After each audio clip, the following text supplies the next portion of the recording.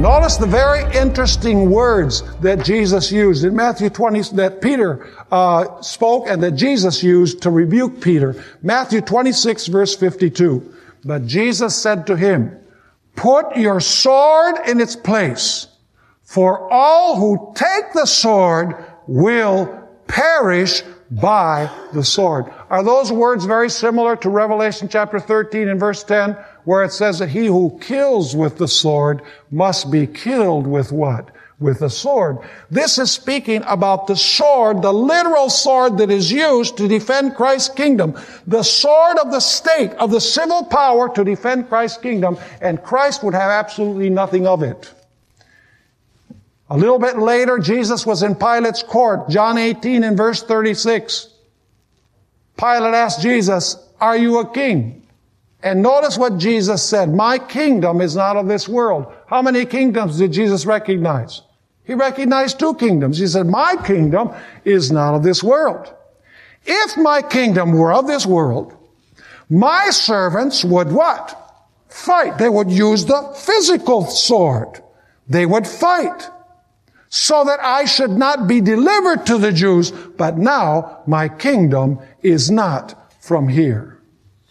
So the question is, what is the deadly wound? We can only understand the deadly wound if we understand what the sword is. The sword that is spoken of in this prophecy is the ability of using the civil power to those who disobey civil law. But what happened with the beast?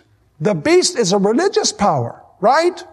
And the beast used the sword to punish everyone who was not in agreement with the beast's theology or belief system or teachings. Are you understanding what I'm saying?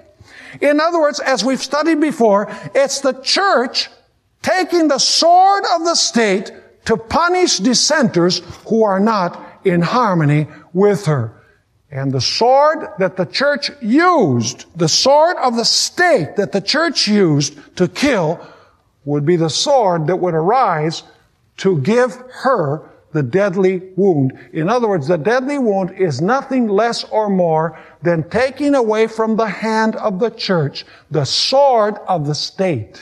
In other words, the state was going to turn against the church that had used the power of the state to persecute people who did not agree with the church. Now the question is, how did the papacy obtain the sword?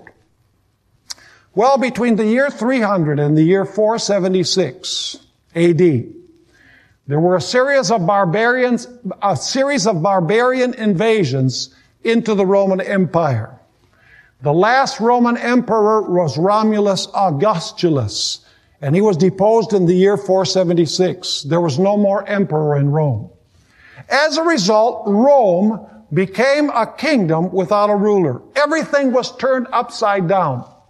The empire was in disarray, in a chaotic situation. And in this chaotic situation, the barbarian kingdoms enticed the Bishop of Rome to bring law and order to the empire.